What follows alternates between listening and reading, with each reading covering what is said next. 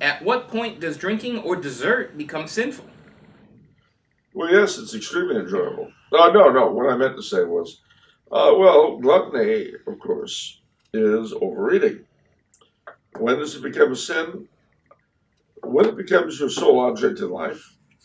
I mean, what is the basic problem with sin? It diverts you from the pursuit of God. Now, if you're constantly stuffing yourself all the time, the last thing you're thinking about is God. Um, I mean, we all of us, given the obesity problem in this country, we obviously all of us suffer physically from overeating, but that's not the question posed here. When is it a sin? Mm-hmm. And I would say it's a sin when it diverts you from the things of God. Now, That's hard to. I mean, there's such a graduation there. well, there is a graduation, but I can tell you another thing about it, and that is I try to keep Lent and Advent very strictly. And by that I mean no meat and one decent sized meal and a snack a day. I find that although I'm hungry all the time and I'm constantly longingly looking through restaurant windows, to other temptations, particularly the lustful kind, really tend to dry up. Right, because when you do it, you're interested in food. It's like, oh man, I want a cheeseburger. Yeah, chicks and ice, but wow, that steak. Yeah. Yeah, no, it's true, and I mean, obviously, when you overindulge in food, there's a tendency to overindulge in other things. That relates to one of my favorite lines in Sin Revisited by Solange Hertz. Ah, Because one of the things she talks about is the interrelation of sin, how sin feeds off each other. And the line I remember is, undue partaking of food leads to undue partaking of persons. The relationship between gluttony and lust.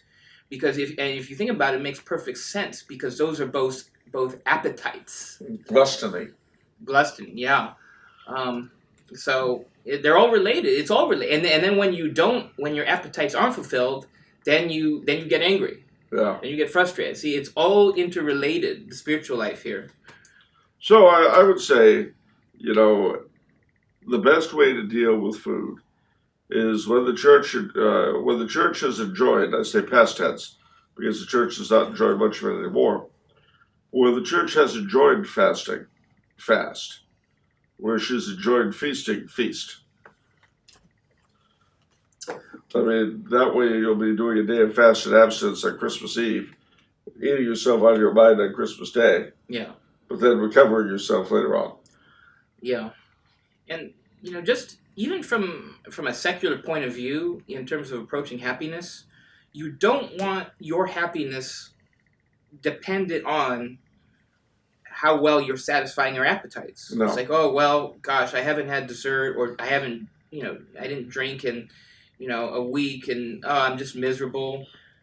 That shouldn't be the things that you're dependent on for happiness. Yeah.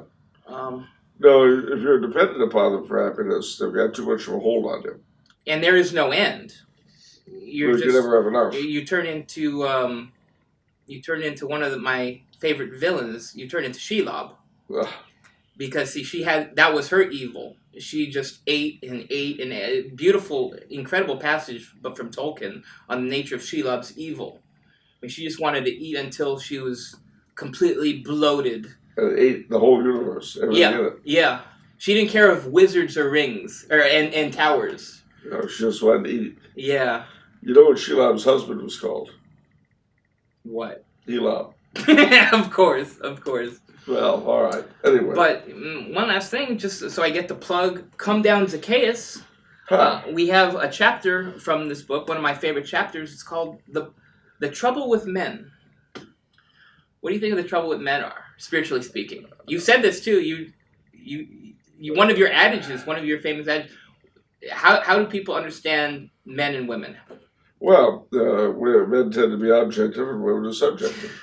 Well, Well, the line I was referring to, that you always say that I. Oh, well, men are pigs, women are crazy. There it is. Yeah. Men are pigs, women are crazy. Yeah. And so the big spiritual hurdle that men have, one of the big differences between men and women is men.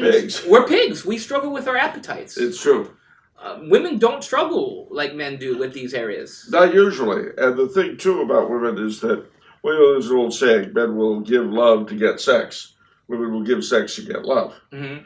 And that, if you think of the two, I think in that sense, the male is a bit more disordered because he wants something that's really... Yeah. He's basically willing to lie to fulfill his appetite. Whereas the woman is willing to fulfill the appetite for the man in return for something that, if it weren't for such a schmuck, would be an objective good. Yeah. So yeah, I agree. Let's see here. One other thing, the neat thing that she touches on in this book too is she makes a biblical basis for this. Huh. And there's the other saying, the way to a man's heart is through his stomach. Yep. And so she makes a biblical base. All these things, all these couples that happen. What is it? Ruth and Boaz? No, I forgot. But all these couples, Boaz. what happens? Boaz. Booze is another fellow. Yeah. Whatever. All these couples get together through a meal. Yeah. Like the meal happens, and then it's it's the blossoming of a relationship. So I just thought that was interesting. No, it's very true. But Solar Church believes in equality. So there's also a chapter on the trouble with women. That's a little bit more complicated, a little bit more complex. But they're both on our blog too, on Tumblr House Lounge. Women are far more complicated than men. Men are pretty simple creatures, pretty easy to keep happy, unless they're monsters, in which case there's not a lot you can do with them. But by and large, ladies, if you had any idea of how much power you have over the man in your life, you'd be a very happy lady indeed.